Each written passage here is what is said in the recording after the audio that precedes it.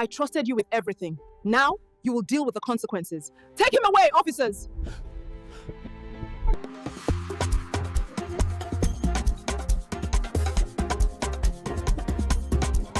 In the bustling city of Kaduna, where the streets hummed with life and the aroma of spices mingled with the dust of the marketplace, lived Zainab Musa, a woman whose reputation was as sharp as her wit and as dazzling as her wealth.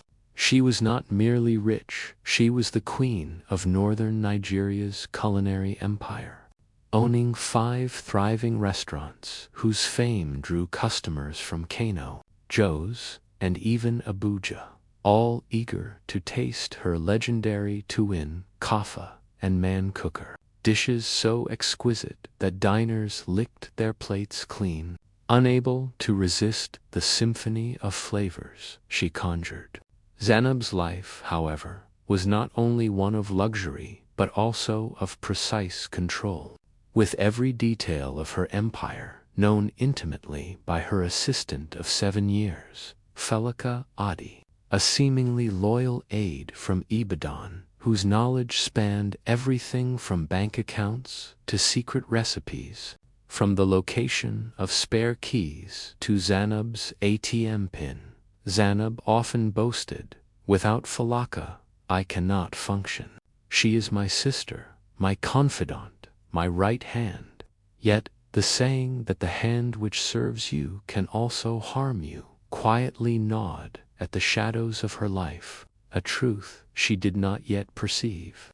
Each morning, like clockwork, Falaka prepared Zainab's special ginger tea with honey, served in her prized china cup so delicate and expensive that a single crack would require selling a car to replace it. Falaka's smile radiated warmth as she said, "Good morning, Madame Z, your tea is ready," and Zainab, trusting implicitly, drank the tea, oblivious to the subtle danger it carried. Slowly, over 3 months, Zainab's strength waned.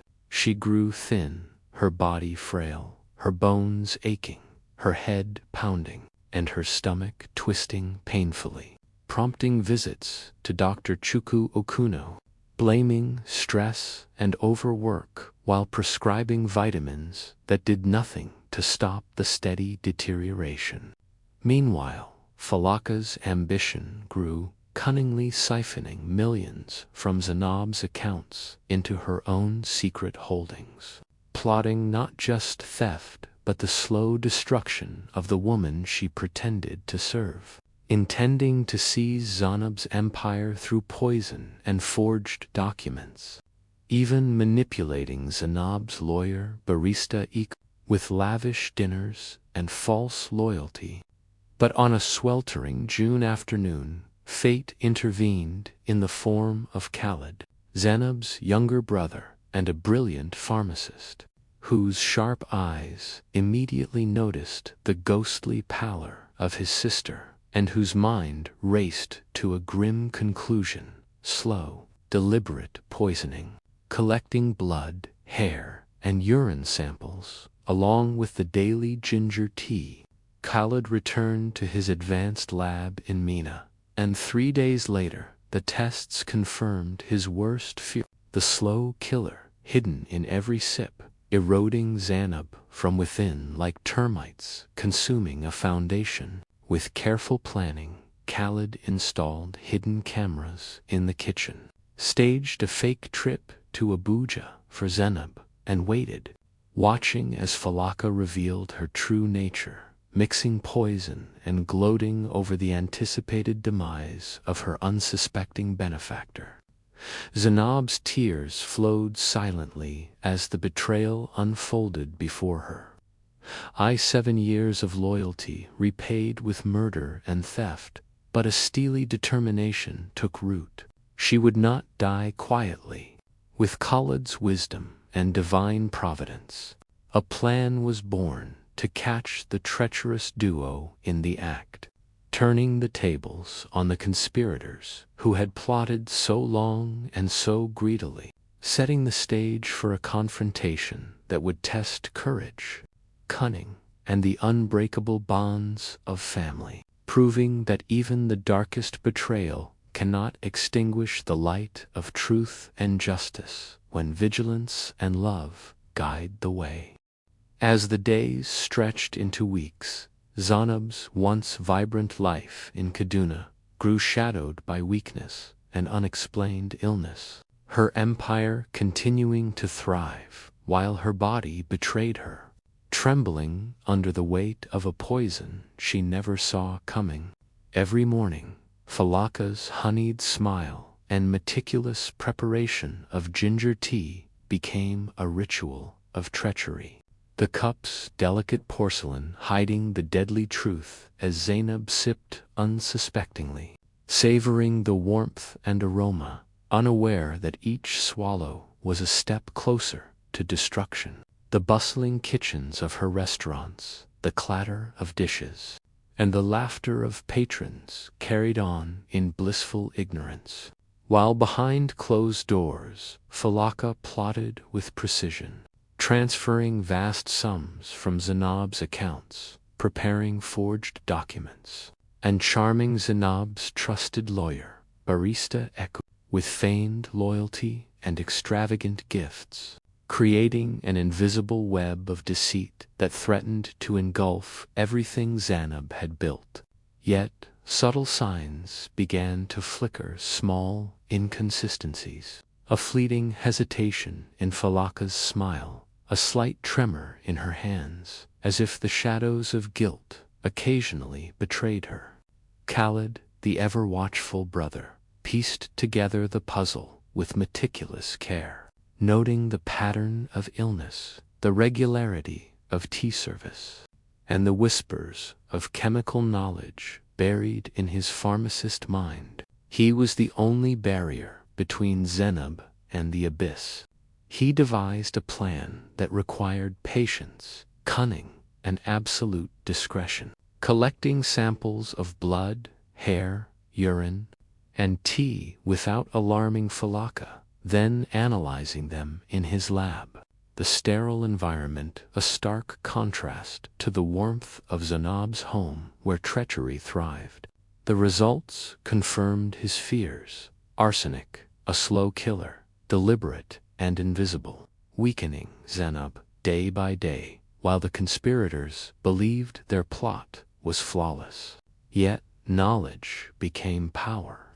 Hidden cameras, microscopic and undetectable, were installed in the kitchen, recording every movement, every carefully measured spoonful, every glimmer of Falaka's satisfaction as she continued her slow assault. Zainab, feigning weakness and compliance, played her part as the patient, as the unsuspecting victim, while inside a fire of righteous anger ignited, fueled by betrayal and the sharp sting of injustice. Each recorded moment revealed the cold, calculated cruelty of Falaka and the complicity of Barista Eku, planning with meticulous greed, counting on Zainab's trust as their shield, believing her eventual demise would allow them to claim her empire unchallenged. Khalid's strategy was precise: no confrontation yet, no warning, just the gathering of irrefutable evidence. Patience as steady as a heartbeat, a storm brewing quietly while the deceivers danced unaware. In the evenings, as the sun dipped below Kaduna's skyline, casting long shadows over the rooftops and the bustling streets, Zainab's mind sharpened, not with fear but with clarity. Each thought a calculation of retribution and justice. She understood that survival required subtlety, timing, and courage, and though her body ached, her spirit was unbroken. The poison had not yet claimed her, and she would ensure that when the time came, the betrayal would be exposed, the conspirators held accountable, and the empire she had built with blood, sweat, and ingenuity would remain untarnished. In this silent war, trust had been weaponized against her, But awareness and vigilance had turned the tide. The hunter had become the hunted, and the shadows that once concealed danger now illuminated the path to justice. The stage was set for a confrontation that would not only reclaim Zanab's life and fortune, but also serve as a reminder that betrayal, no matter how patient or cunning, always leaves a trail. And those who walk the path of greed and deception will eventually stumble, exposed by the light of truth and the unwavering bond of family who never abandon their own. The days grew heavier in Zanab's household, a quiet tension hanging over the elegant halls like an uninvited fog.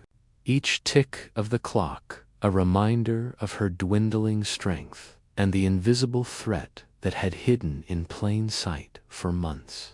Yet, beneath the frailty of her body, a sharp mind and the steadfast presence of Khaled formed an unyielding shield. Every movement in the kitchen, every whisper of footsteps, every carefully measured ingredient was now under the gaze of microscopic cameras, feeding back live to the laptops in Khaled's Mina residence, where he and Zanab watched with silent anticipation, their hearts pounding not with fear, but with the righteous patience of justice being meticulously orchestrated. Falaka, unaware of the surveillance, continued her masquerade of loyalty, humming lightly as she prepared meals, pouring honeyed ginger tea with the precision of a practiced alchemist, oblivious to the fact that her every motion, every glance, every flicker of emotion was being recorded as evidence of her deceit. The city of Kaduna bustled outside, indifferent to the hidden war waging within one of its finest homes, while inside the quiet, calculated tension built like a gathering storm, waiting for the precise moment when the full fury of truth would strike. Khaled observed patterns, noting when Falaka's gaze lingered on particular cupboards, when her hands shook slightly as she mixed the tea, when her smile faltered for a second too long. All the subtle signs of guilt that only a trained mind could detect. Days turned into a week, and the video footage revealed the depth of betrayal, how Falaka had been siphoning millions into secret accounts, plotting with Barista Iku, Zanab's own lawyer, who had ingratiated himself with gifts, dinners, and false loyalty, confident that no one would discover their sinister partnership. Yet each deceitful move was now a nail in their coffin, captured with clarity, ready to be unveiled. Zanab, though weak, felt a surge of controlled fury, a fire that no poison could extinguish, knowing that patience and strategy were her allies, and that when the time came, she would confront not only the traitor who had served her for still long years, but also the trusted lawyer who had betrayed the very essence of his oath. Khaled's plan was precise: maintain the illusion, gather the evidence, and stage a return that would catch the conspirators unprepared, exposing them in their own moment of hubris. The tea, once a tool of destruction, would become a symbol of exposure. The very hands that attempted to poison and destroy Zanab would be frozen forever on the cameras. A record of treachery no courtroom could ignore. Each evening, as the golden light of dusk spilled into the windows, painting long shadows on the polished floors, Zanab visualized the confrontation, rehearsing her words, her stance, her resolve, while her body, though weakened by poison, drew strength from the certainty that betrayal cannot survive scrutiny. The stage was being set, not in haste, but in careful, deliberate preparation.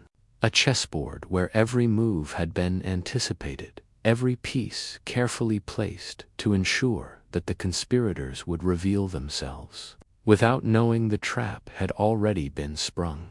The quiet of the household masked a tension so sharp it could slice through steel. And in that quiet, Zainab's resolve crystallized. She would not merely survive. She would reclaim her life, her empire, and her dignity, demonstrating that cunning and deceit, no matter how long nurtured, could never triumph over patience and the unbreakable bond of family who refused to surrender in the face of betrayal. And as the week drew to a close, the final act approached, the moment where shadows would meet light, and the truth would crash into the lives of those who thought themselves untouchable, leaving no room for lies, only justice and the triumph of integrity over greed. The day of reckoning arrived, like a storm on the horizon, tense, inevitable, and charged with anticipation, as Zainab, still feeble from the lingering poison, yet fueled by a burning clarity and righteous anger, returned to her Kaduna home with Khalid and 3 plainclothes police officers disguised as ordinary visitors. Their presence, a silent declaration that the long game of deception and betrayal was about to meet its shattering conclusion. Every step Zainab took through her grand halls was a performance, a mask of normalcy hiding the steel beneath, as she greeted Falaka with warmth and cheer, calling out, "I'm back, my dear. I missed you." Words that seemed innocent but carried the weight of the trap being laid. Falaka's reaction was instantaneous and telling, a flicker of fear quickly masked by her practiced smile, her body betraying a tremor that no amount of charm could suppress, revealing the cracks in her facade as she hurried to prepare Zainab's beloved ginger tea, oblivious to the silent observers hidden among the shadows, cameras capturing every subtle hesitation, every anxious glance, every deliberate motion that spoke louder than words. The tension in the room was palpable, thick as the humid Kaduna air, each second stretching unbearably as Zainab's eyes, sharp and piercing despite her weakened form, bored into demanding truth without uttering a single accusation, while Khalid and the officers positioned themselves strategically, ready to intervene at the first sign of treachery. As Falaka prepared the tea, her hands shook violently, struggling to maintain the illusion of normalcy. The poison remained untouched, carefully avoided in the presence of witnesses, a testament to her overconfidence and her ignorance that she had been completely outmaneuvered. Zainab, with deliberate calm, took the cup and examined it closely, her voice rising in controlled accusation. "This tea, it looks different somehow. Are you sure you made it the way you always do?" The room froze. The air seemed to constrict as Falaka's facade crumbled under the weight of exposure, her face transitioning from shock to desperation, and then to the faintest echo of regret. Khalid played the hidden footage, the camera's recordings projected in vivid clarity for all to see, the secret spoons of poison, the triumphant toasts to Zainab's demise, the clandestine meetings with barista Iku, plotting, laughing, thinking themselves untouchable. The evidence was undeniable, irrefutable, and devastating in its detail, as Falaka's knees buckled and she collapsed to the floor. Her cries, a mixture of fear, guilt, and futile pleas for forgiveness, while Zainab, though still weak, stood taller than ever, her anger and sense of justice transforming her into an unyielding force. The police officers moved quickly, handcuffs clicking into place. reading her rights as her accomplice, barista Ek was confronted moments later in the doorway, frozen as the weight of undeniable proof crushed his arrogance. The carefully forged documents spilling from his briefcase like confessions scattered in the wind. Zanab's voice, clear and commanding, cut through the chaos, recounting every betrayal, every act of greed, every attempt to steal what was not theirs. And as the law executed its measure, both Falaka and barista were dragged away, screaming and pleading, their years of cunning and deceit undone in a single orchestrated revelation. The household, once a theater of quiet treachery, became a stage for vindication, the air light with the promise of justice, as Zainab, supported by Khalid, realized that survival and the triumph of truth were sweeter than any empire or fortune, and that patience, vigilance, and the courage to confront betrayal could transform even the deepest wounds into a triumph of justice and restoration, sending a message as clear as the African sun. Deception may thrive in shadow, but truth, like light, always finds its way, and those who sow evil will inevitably reap the consequences.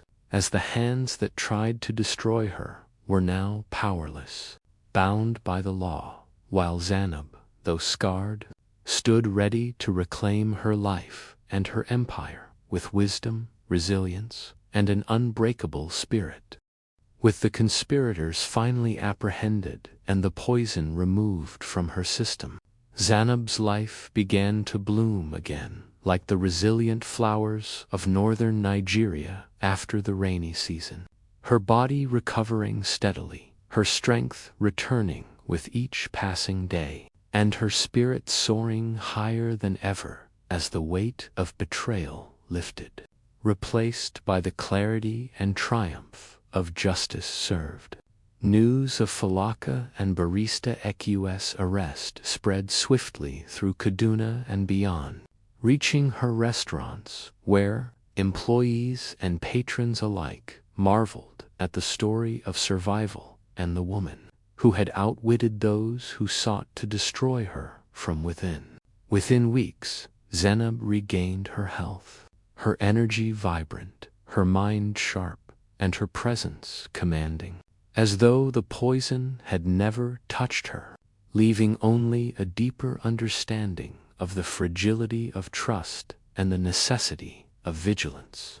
Determined to ensure such treachery could never occur again, she conducted meticulous background checks on her new staff, installing both safeguards and systems that rivaled even the most secure organizations, and hired Amunabu, a brilliant and incorruptible young lawyer from Katsina, whose reputation for integrity was as solid as rock, ensuring that her legal and business affairs were in the safest hands imaginable. The empire she had built with tireless effort not only survived but thrived, attracting even more patrons, eager to meet the woman whose courage and intelligence had turned a near-death experience into a story of victory and empowerment. Zainab's relationships deepened as well, particularly with her brother Khalid, whose vigilance and quick thinking had saved her life. Their bond, strengthened by the trials endured, became a testament to the unbreakable ties of family who protect and fight for each other. Reporters flocked to her restaurants, asking, "Madame Zainab, how did you survive such a betrayal?" And she smiled, not with bitterness, but with the radiant calm of someone who had faced darkness and emerged victorious, responding, "I had my brother's wisdom, God's protection, and the truth on my side. Night may fall long, but dawn is always certain. Those who plotted against me have now reaped what they sowed." Life returned to a joyful rhythm, and every cup of tea, Every dish prepared in her restaurants, every conversation with employees and customers became infused with the awareness that trust must always be verified, and loyalty cannot be assumed. Falaka and Barista, once so confident, now languished in prison, their schemes exposed and punished, while Zainab rebuilt not only her health but also her empire with renewed vigor and the satisfaction of justice fulfilled.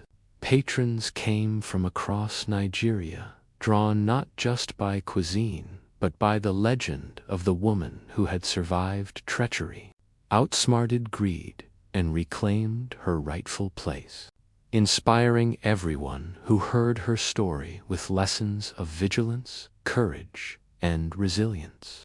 Zainab, ever graceful and intelligent, continued to expand her culinary domain, opening new restaurants, mentoring staff, and fostering community, all while maintaining a cautious eye on her knowing that evil thrives in complacency. Yet she no longer feared it. She had proven that wisdom, family, and perseverance could defeat even the most calculated betrayal. In the end, her story became a beacon of hope and a reminder that while the hand that feeds may sometimes seek to harm, careful observation, patience, and unwavering resolve ensure that truth and justice ultimately prevail. And those who attempt to sow destruction will always find that their own schemes become their undoing, leaving survivors not just alive, but stronger, wiser, and triumphant over adversity.